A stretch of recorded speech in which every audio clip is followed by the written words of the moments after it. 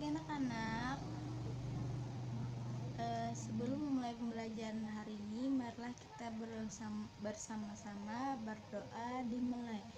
Bismillahirrahmanirrahim. Raditu billahi robba wa bil islami dina wa bi muhammadin nabiyya wa rasulah. Rabbi zidna ilma warzuqna fahma birahmatika ya arhamar rahimin. Walhamdulillahi rabbil alamin. Amin. Coba lihat di sekitarnya apakah masih ada sampah, dan kalau misalnya masih ada bisa diambil dulu, nanti selesai pembelajaran kita buang sama-sama. Sebelum masuk ke materi, di sini saya mau membacakan tujuan pembelajaran. Yang pertama, setelah memperhatikan gambar, siswa dapat menyebutkan macam-macam peristiwa dalam kehidupan, serta mampu menceritakan kembali pengalamannya yang pernah ia alami dalam masa peristiwa yang pernah ia jalani. Yang kedua, setelah memperhatikan gambar, siswa dapat menjelaskan kembali macam-macam peristiwa dalam kehidupan serta mampu menceritakan kembali pengalamannya yang pernah ia alami dalam masa kehidupannya. Saya di sini mengambil tema peristiwa dalam kehidupan. Subtema 1, macam-macam peristiwa dalam kehidupan.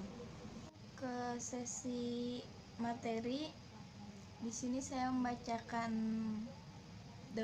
pengertian daur air adalah unsur yang tidak dapat dipisahkan dengan manusia. Air sangat dibutuhkan oleh semua makhluk hidup. Bagi manusia, air merupakan kebutuhan pokok yang digunakan untuk keperluan sehari-hari, baik mandi, minum, memasak, dan lain sebagainya. Air selalu tersedia di bumi ini karena air mengalami siklus. Di sini saya membacakan proses daur airnya lagi. Yang pertama, daur air merupakan sirkulasi atau putaran air secara berulang dalam suatu pola tertentu, mulai dari bumi ke atmosfer dan kembali lagi ke bumi.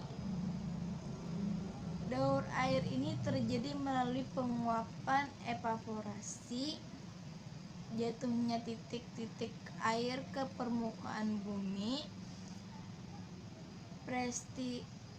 presipitasi, dan pengembunan kondensasi. Berikut ada beberapa proses singkat daur air di bumi.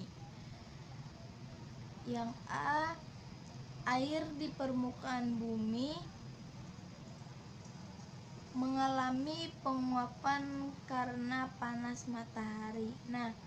Contohnya kan kita pagi hari mencuci pakaian, terus pakaian itu kita jemur di bawah terik sinar matahari, dan pakaian itu bisa mengering karena prosesnya penguapan air naik ke matahari.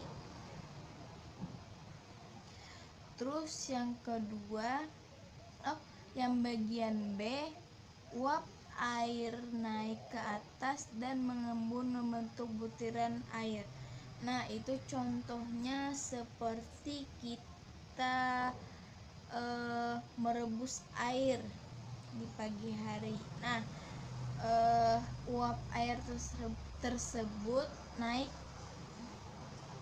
dan membentuk embun. Terus yang C, butiran-butiran air berkumpul membentuk awan. Yang D, awan-awan yang berkumpul kemudian mencair menjadi titik-titik air yang jatuh di permukaan bumi. Nah, itu misalnya seperti hujan contohnya. Terus yang air hujan yang jatuh ke bumi, ada yang jatuh di perairan dan ada yang jatuh di daratan. Terus yang F, air di permukaan bumi mulai sungai dan laut kembali menguap dan seterusnya. Yang bagian 2, kegiatan manusia yang dapat menyebabkan terganggunya daur air. Yang bagian A, penebangan pohon di hutan secara berlebihan. Nah, penebangan pohon tersebut mengakibatkan air tidak dapat menampungnya lagi dan bisa menyebabkan banjir. Terus yang bagian B, pembuangan limbah industri. Yang C, penggunaan pestisida dan pupuk kimia yang berlebihan. Nah, itu bakalan menyebabkan warna air bisa berubah dan ikan-ikan yang di perairan bisa menyebabkan mati. Terus yang D, pembangunan daerah perkotaan. Nah, pembangunan daerah perkotaan itu menyebabkan tidak adanya aliran daur air karena tersumbatnya oleh bangunan-bangunan. Di sini yang B, ada bagian pengelolaan air. Air merupakan sumber daya alam yang sangat diperlukan oleh semua makhluk hidup. Walaupun air termasuk sumber daya alam yang dapat diperbaharui, tetapi kualitas dan ketersediaannya sangat dipengaruhi oleh peran manusia,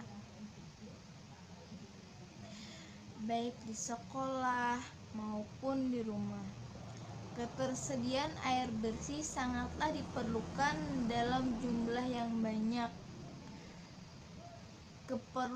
Keperluan air di rumah dan di sekolah adalah sebagai berikut.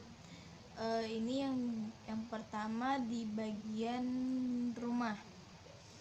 Air digunakan untuk minum, mandi, mencuci, menyiram tanaman, dan lain sebagainya. Terus yang di bagian sekolah, air diperlukan untuk minum, menyiram tanaman, membersihkan lantai dan jendela, membersihkan WC, dan mencuci peralatan laboratorium dan sebagainya.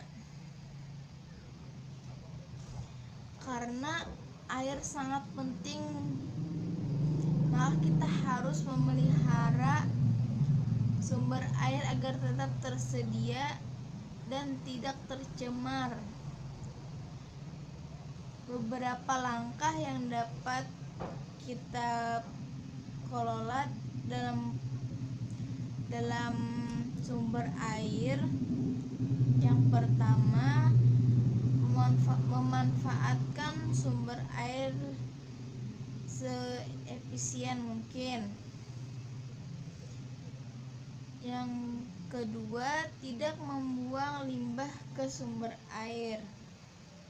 Nah, yang ketiga, mandi menggunakan air secukupnya. Dan yang keempat, menutup keran air jika tidak sedang digunakan sehingga air tidak terbuang percuma. Dan dari paparan itu, apakah ada yang ingin dipertanyakan? Kalau misalnya tidak ada, nanti bisa dibuka kembali di buku siswanya.